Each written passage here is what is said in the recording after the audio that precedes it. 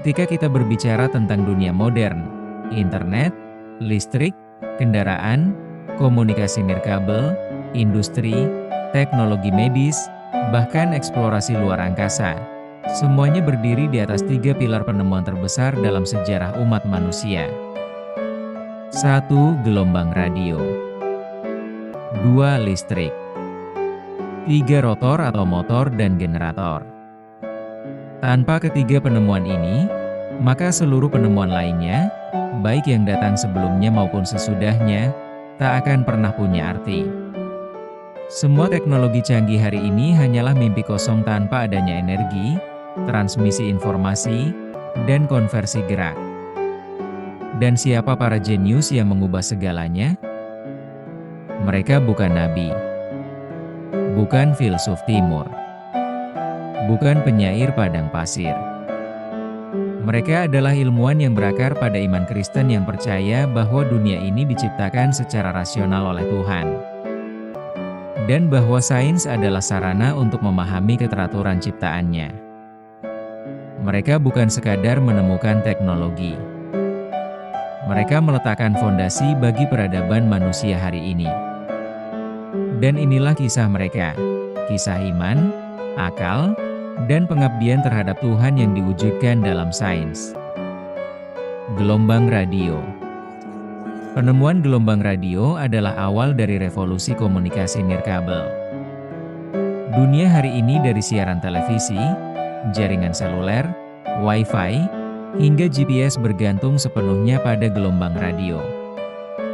Tanpa temuan ini, manusia tidak akan bisa berkomunikasi secara global, membangun sistem militer canggih, mengendalikan drone, atau bahkan melakukan penjelajahan luar angkasa. Pelopor teori gelombang radio. James Clerk Maxwell lahir di Skotlandia tahun 1831 dan wafat tahun 1879. James Clerk Maxwell merumuskan teori elektromagnetik dalam persamaan. Pada tahun 1864, Maxwell yang memprediksi keberadaan gelombang elektromagnetik, termasuk gelombang radio. James Clerk Maxwell adalah Kristen Protestan. Ia percaya bahwa agama dan sains tidak bertentangan. Ia berkata, "Aku tidak pernah melihat pertentangan antara agama dan sains." Heinrich Hertz lahir di Jerman tahun 1857 dan wafat tahun 1894. Heinrich Hertz membuktikan eksistensi gelombang radio secara fisik pada tahun 1886 hingga tahun 1889.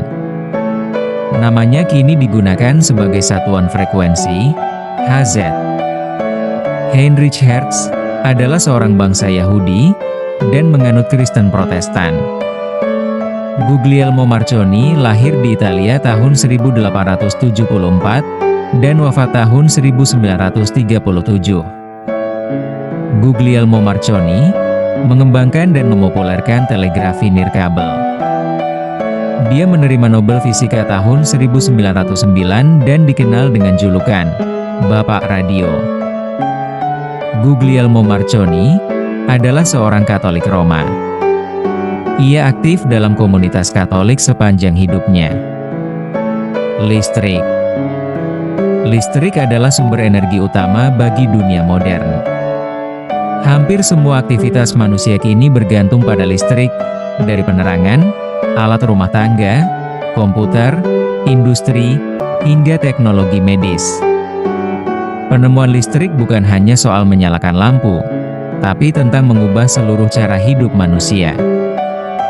William Gilbert lahir di Inggris tahun 1544 dan wafat tahun 1603. William Gilbert menciptakan istilah elektris dari kata Yunani elektron atau ember.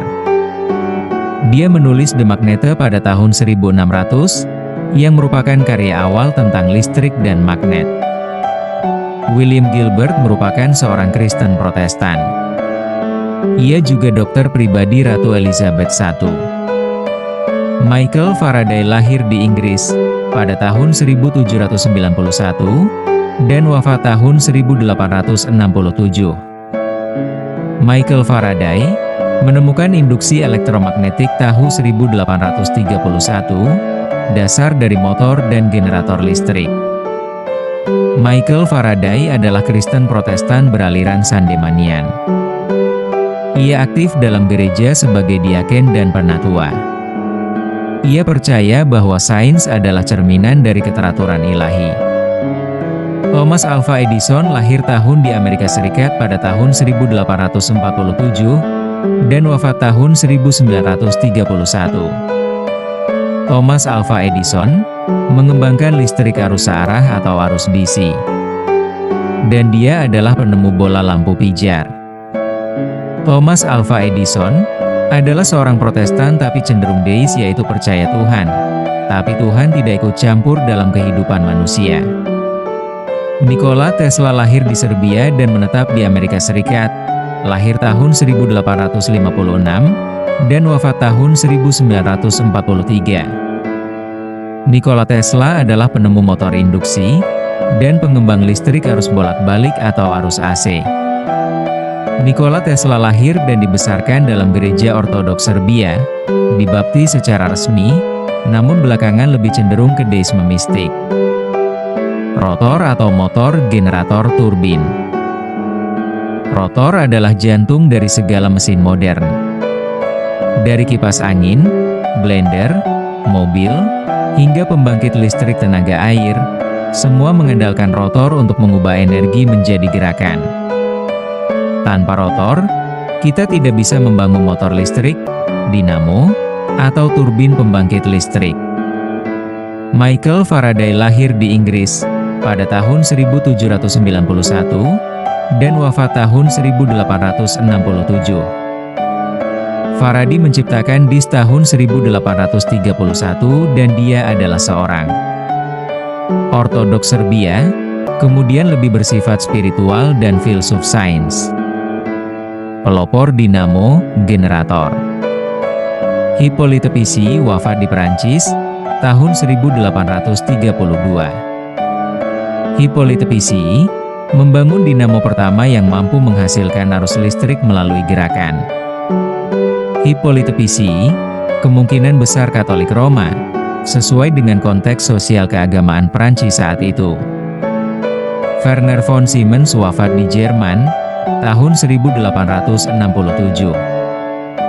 Werner von Siemens mengembangkan dinamo tanpa magnet permanen, sangat efisien dan dipakai luas hingga kini. Werner von Siemens Kristen Protestan. Ia aktif mendukung kegiatan gereja dan pendidikan Kristen di Jerman.